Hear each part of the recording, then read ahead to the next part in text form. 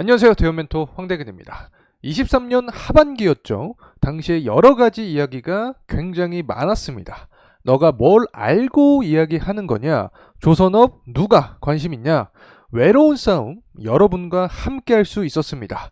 지금 상황은 어떤가요? 모두가 조선업을 이야기하고 있습니다. IR 통화 모두 마쳤습니다. 현대계열사와 삼성중공업 두 기업이 갖고 있는 전략의 차별점 영상을 통해서 모두 공개하겠습니다.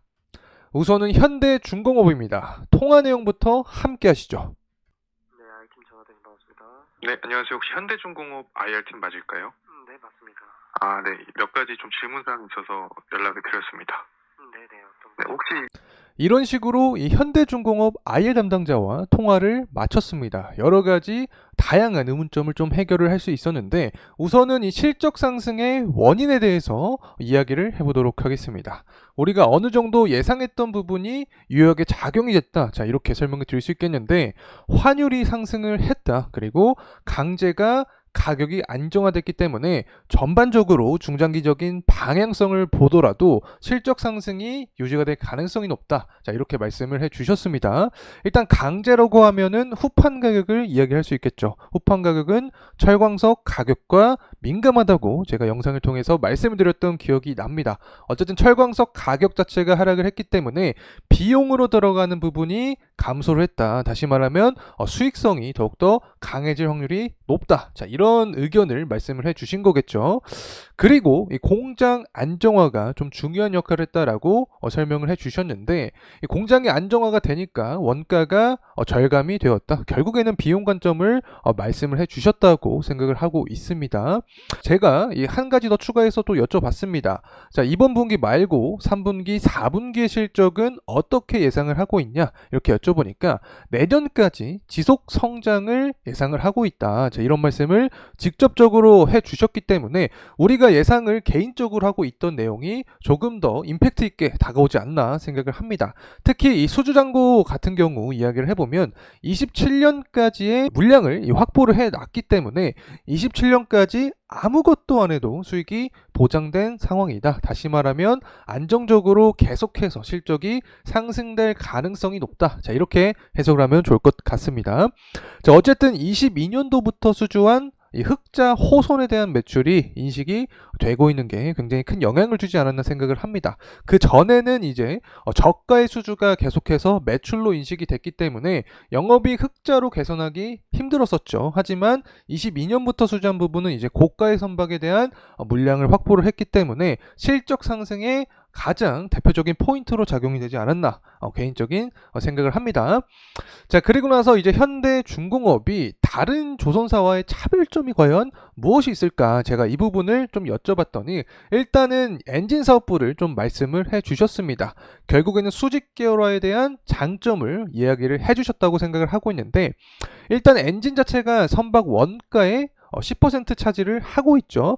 수직 계열화의 장점을 통해서 비용 절감을 우리가 생각을 할 수 있겠고 특히 캐파 부분이 굉장히 크다. 하청 물량을 경쟁력 있게 받아올 수 있다라는 내용을 강조를 해 주셨습니다. 최근에 현대계열사에서 STX 중공업도 인수를 했었죠. STX 중공업의 자회사가 크랭크샤프트를 공급을 하는데 이 관련된 이 시너지 효과도 분명히 존재한다고 생각을 합니다. 어쨌든 현대계열사 전반적으로 봤을 때 이제 주주환원 정책까지 생각을 하고 있는 상황이다. 자, 이렇게 좀 밝은 미래에 대한 전망을 해주셨습니다. 배당 성향은 한 30% 생각을 하고 있고 이 부분이 아니더라도 자사주 매입을 추진을 하면서 주주가치 제고를 위한 노력을 표출을 해줄 것이다. 자, 이런 말씀을 해주셨기 때문에 앞으로 뭐 하반기 넘어서 내년까지 정부 밸류 프로그램이나 어떤 주주를 위한 움직임이 시장에 관심이 되었을 때 현대 계열사가 다시 한번 주목을 받을 가능성이 있지 않을까 생각을 합니다. 자, 다음은 현대 미포조선입니다. 똑같은 현대 계열사라서 비슷한 답변이 오긴 왔지만 어쨌든 통화 내용부터 함께 보도록 하죠. 반갑습니다. 네, 안녕하세요. 혹시 현대미포조선 IR팀 맞을까요? 네, 맞습니다. 아, 네. 몇 가지 좀 질문 드리고 싶어서 연락드렸습니다. 자, 이런 식으로 현대미포조선 IR팀과도 직접 연락을 해서 다양한 의문점들을 좀 여쭤봤습니다. 이 현대중공업 IR팀과 목소리가 굉장히 비슷해서 똑같은 사람이 아닌가라는 생각도 했는데, 어쨌든 실적 상승의 원인부터 질문을 했습니다. 일단 전반적으로 비슷한 내용이었습니다. 이 환율의 상승 효과를 받았다라는 이야기를 해주셨는데, 결국에 고환율에 대한 대표적인 수혜주가 조선주라고 제가 계속해서 말씀을 드렸었죠. 그래서 이 부분이 실적과도 연결이 되었다. 자, 이렇게 설명을 드릴 수 있겠고, 약 200억 정도의 수익 효과를 거뒀다라는 내용을 말씀을 해주셨습니다. 그리고 원자재가 굉장히 중요하죠.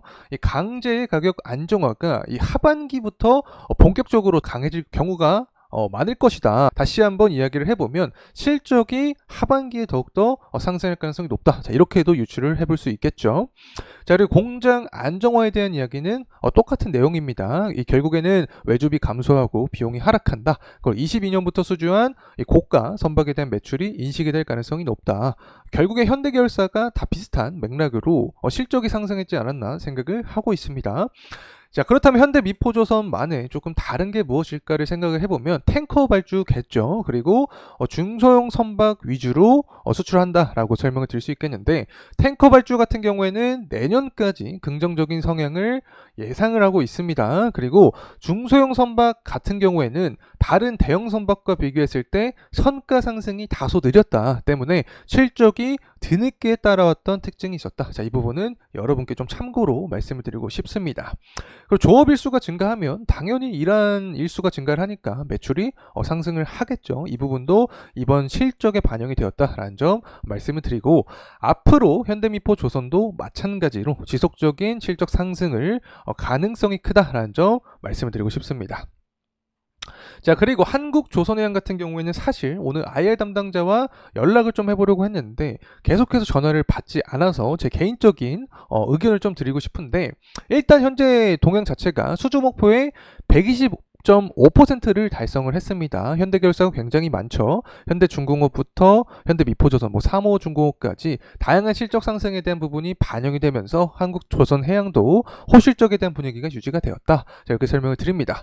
특히 중동 지역과 유럽 지역에서의 해양 플랜트 부분 실적 개선을 기대를 하고 있는 상황이다. 이 해양 플랜트는 조금 있다가도 다뤄드릴 예정에 있지만 삼성중공업이 굉장히 강세에 있죠. 이 한국조선해양도 관련된 경쟁력을 키울 의지를 표출해주고 있다. 이렇게 설명을 드리고, 하반기에 정부의 밸류 프로그램이 또 중요한 변수가 될 수 있는데, 조선업 중에서 유일하게 이 현대계열사, 한국조선해양, 그리고 현대중공업 같은 현대계열사의 조선 선사들이 관련된 모멘텀을 받을 가능성도 있지 않을까 생각을 하고 있습니다.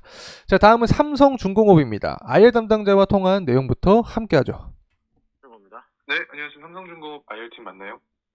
예, 맞습니다. 말씀하십시오. 이번에 자, 이런 식으로 삼성중공업 IR팀과도 연락을 해봤습니다. 바로 본론으로 들어가 보죠. 일단은 실적 상승의 원인은 FLNG에 있었습니다. 4월 1일자에 이 FLNG 생산을 착수를 했는데 해양 부분 수익률이 크게 증가를 했다. 이 부분이 실적 상승의 가장 큰 포인트였다. 자, 이런 말씀을 해주셨습니다.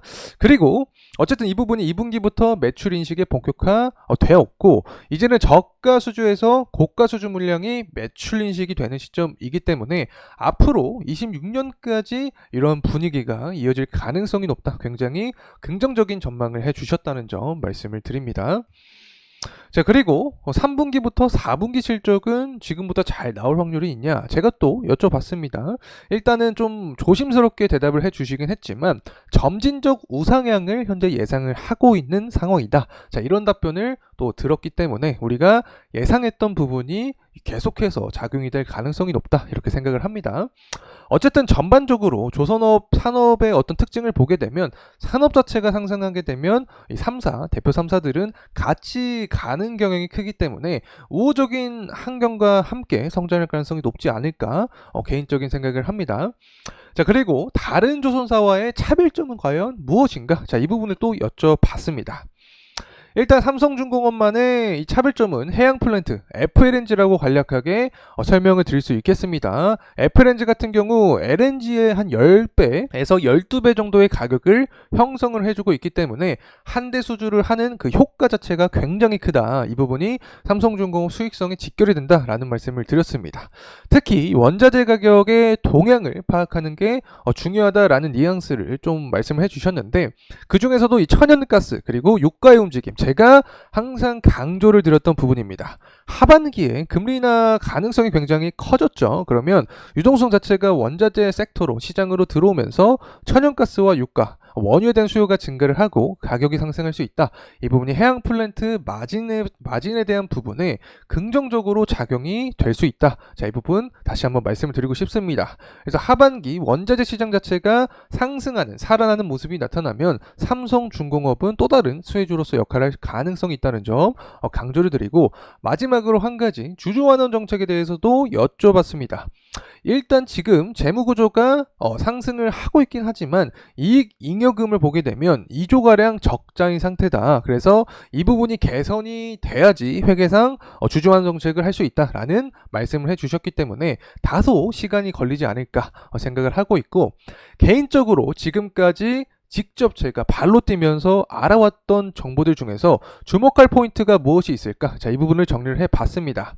일단 삼성중공업 델핀 FLNG가 중요하죠. 현재 피드 단계입니다. 기본 설계 단계에 있는 상황이고, 또 EPRCI 이 조건을 합의를 한 상태입니다. 때문에 수주 가능성을 좀 긍정적으로 평가를 할 수 있지 않을까. 결국에 FLNG 이 부분도 뚫리게 되면 실적에 바로 반영이 또 되겠죠. 자, 그리고 SK해운 소송이 현실적으로 한 2, 3년 소요가 되기 때문에 환입도 최소한 한 3년 정도가 걸리지 않을까 생각을 합니다. 결국에 SK해운 소송부터 들으신 매각까지 모두 환입이 돼야지 주주환원 정책에 대한 부분도 어느 정도 회사가 고려를 해주지 않을까 개인적인 말씀을 드립니다. 이상으로 현대계열사부터 삼성중공업까지 실적 상승의 원인과 전망, 그리고 기업마다의 특징이었습니다.